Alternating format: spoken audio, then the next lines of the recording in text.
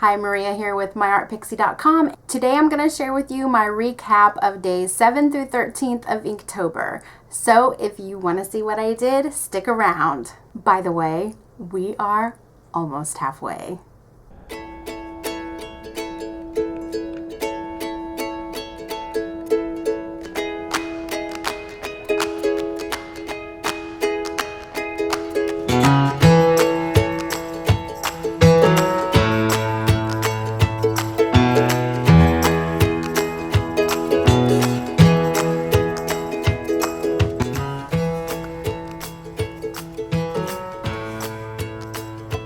How is Inktober going for you? Please let me know. I hope that you are having fun and feeling accomplished. This week, I started off trying to draw outside at work. We have a garden and it makes for a nice quiet place to come and take a break. On this day, however, it started to rain, so I had to take my work inside. The rest of the day, we had rain and thunderstorms here in Indiana. I was able to go to the park later this week, however, to make up for it. So although I had to deal with a few ants that were on the picnic table, it was nice. And I beat the rain that day.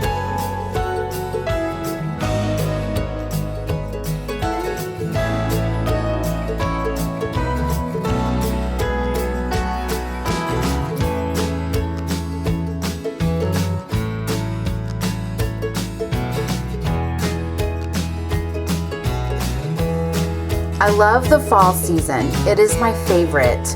We have a lot of cloudy and rainy days in Indiana, but it stays in the 70s, which is perfect for jeans and sweatshirts.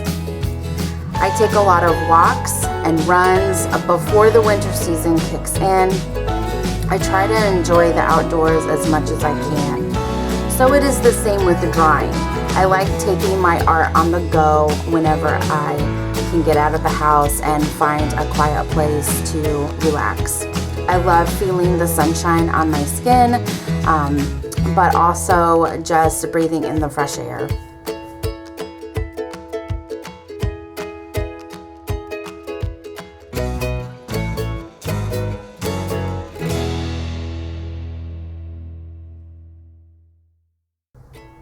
Last week I talked about shifting our artist mindset.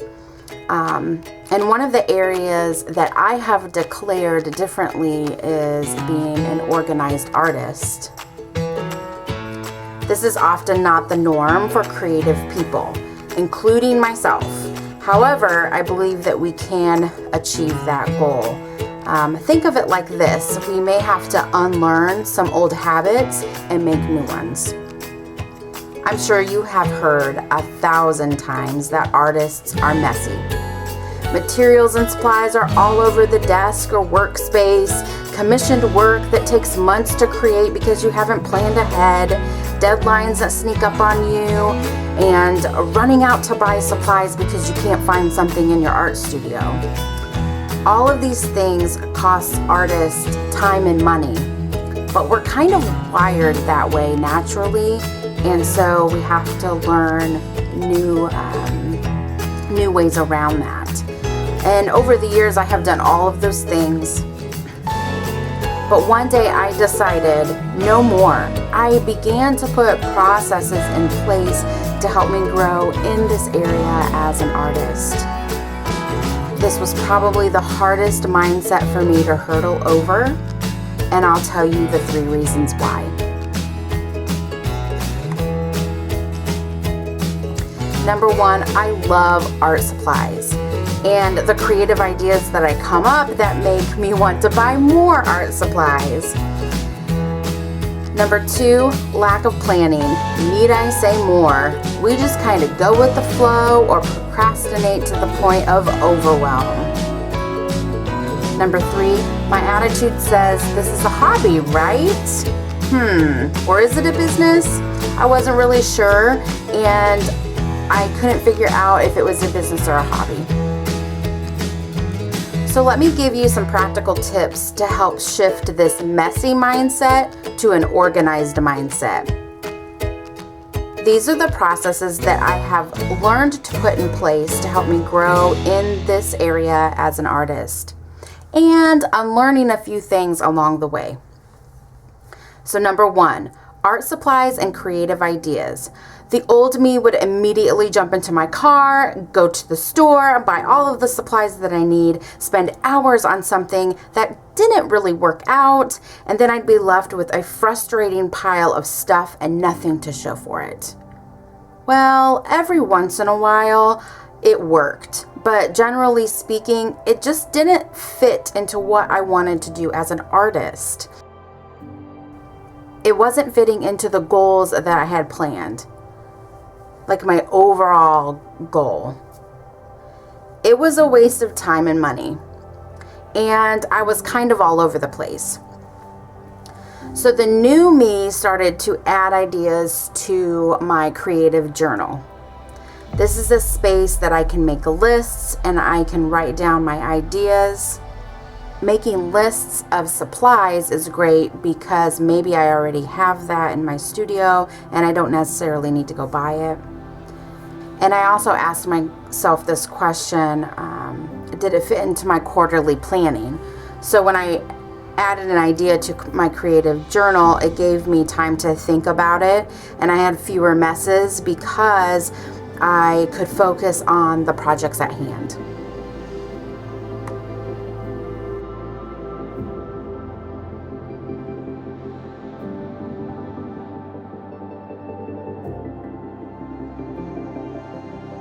I also told myself that I had plenty of art supplies already.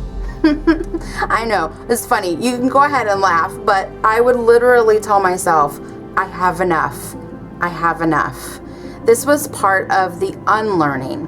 I needed to maintain work that fit into what I already had. This was hard at times, but I never regretted it later because I was no longer sidetracked with new stuff. And just a side note, I still buy art supplies, but it needs to make sense to my end goal and what I am trying to achieve as an artist overall.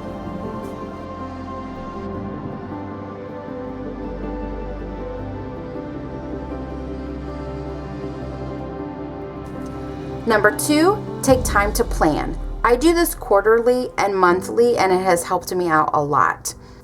Staying focused and organized goes hand in hand. Planners and calendars are my new best friends, and they have helped me stay in check.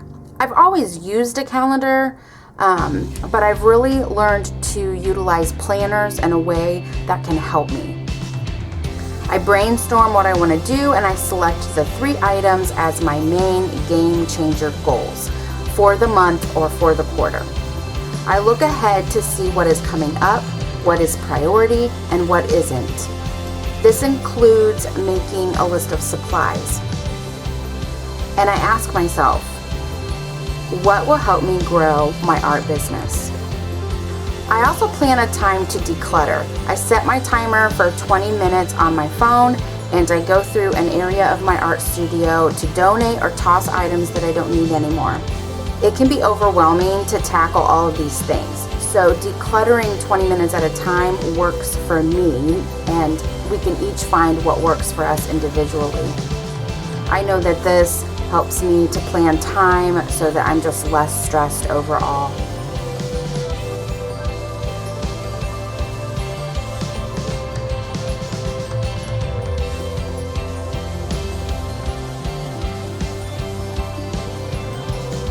Number 3, I decided that this was a business, so I needed to treat it as such. I maintained a website, I got a square reader, I got shipping supplies. I began to refer to myself as an artist and illustrator, believing that that is who I am. So I just made up my mind to take myself seriously as an artist, and I learned what worked for me and what didn't work for me over time. One of those things, for example, was accepting 2 commissions a month and collecting the payment up front. This was a huge game changer for me. It gave me just the right of work to work on for 3 weeks. So it gave me a time frame, and then I could plan out how I was going to work on those commissions throughout that month as a business. And I would direct people to my website, and there were set fees. And if they wanted me to do a piece for them, they would purchase that commissioned piece through my website. Once that purchase came through, then I would start on the work.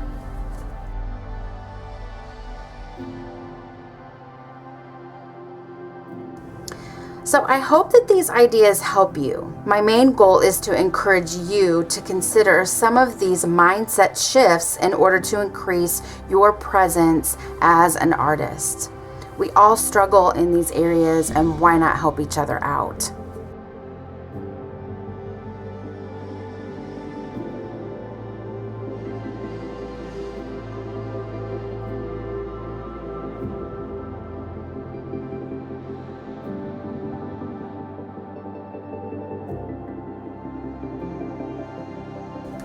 Switching from a messy mindset to an organized mindset isn't easy.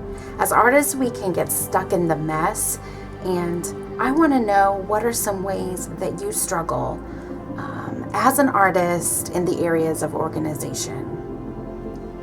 Do you ever feel stuck in the mess?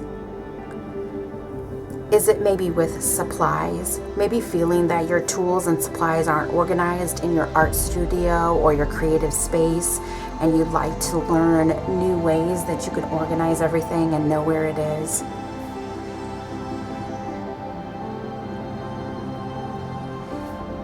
Is it organizing your ideas in a way that you can tackle them one step at a time without feeling overwhelmed or pressed for time?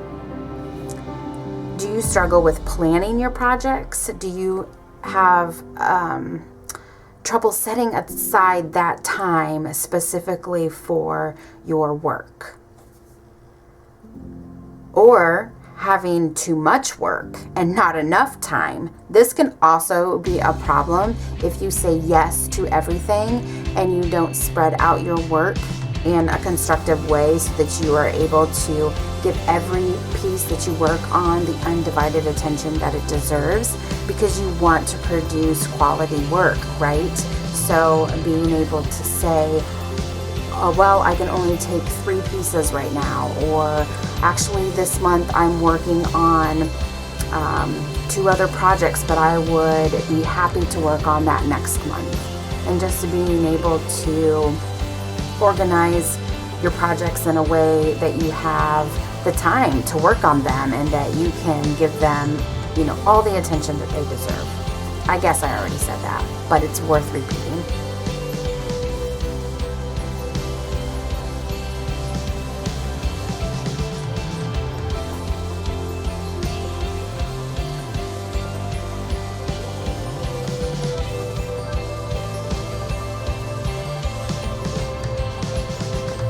Do you ever feel like you're rushing your work, that maybe you put it off for too long, and then now the deadline is like 2 days away and you're freaking out? This is another way to just kind of step back and plan out your projects so that you don't feel that way anymore. Or maybe this year you decide that you're going to turn your hobby into a business. Maybe you have created art for friends and family, and now you are ready to branch out and start an art business. Either taking commissions, selling your art on Etsy, trying out craft fairs, or selling online. You could even prepare pieces to put in a gallery space. There's all kinds of different ways that you can approach this, but maybe it's time for you to make that shift. This will look different for everyone, but there is one thing that we all have in common, and that is calling ourselves an artist. Try it. The next time you see someone and they ask you, "So, what do?" You say, "I am an artist." And then just wait and see what they say. I think you would be surprised that people are eager to get engaged with that conversation. They want to know what medium you use and, what style of art and that kind of thing. people are always interested in hearing about your work. So quite a few years ago, I started doing this, and I have seen a change in my business. I no longer consider it a hobby. I consider this a business. And with that mindset shift, I have really been able to hone in and work this like a business and make an income and be successful. And I just have slowly grown over the years. I typically say I am an artist and illustrator because I have illustrated children's books as well, and book covers and things like that. So I introduce myself as an artist and illustrator. It may be different for you. You may introduce yourself as an artist and designer, or as an artist and videographer, or whatever that may be. That would be unique to you.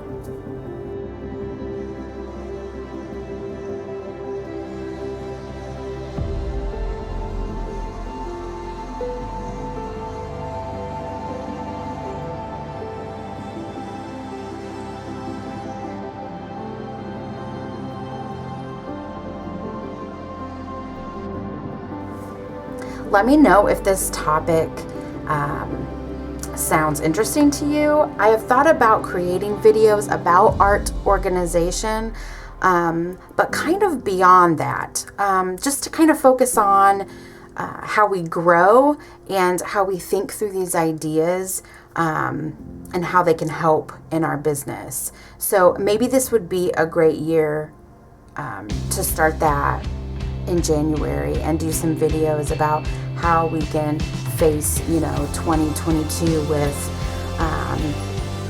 some great organization tips. So maybe show you around my studio, show you some ways that I organize my art supplies, maybe show you how I use my planners and how I plan out quarterly what I'm going to do. What I do if something pops up unexpectedly, how do I fit that into my plan, those kinds of things. So I have never done this before, sharing those details, but I would definitely consider it for anyone who is interested.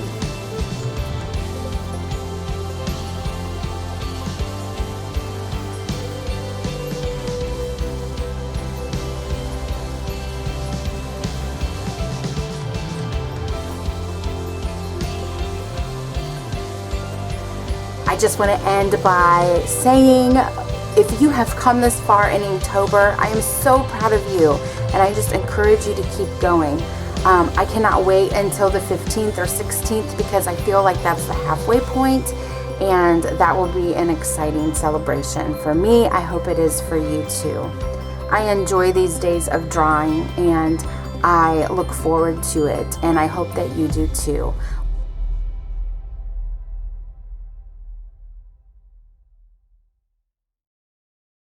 Thanks for watching, and let me know in the comments below if you were able to finish days 7 through 13, and meet me back here next week as I continue on with Inktober.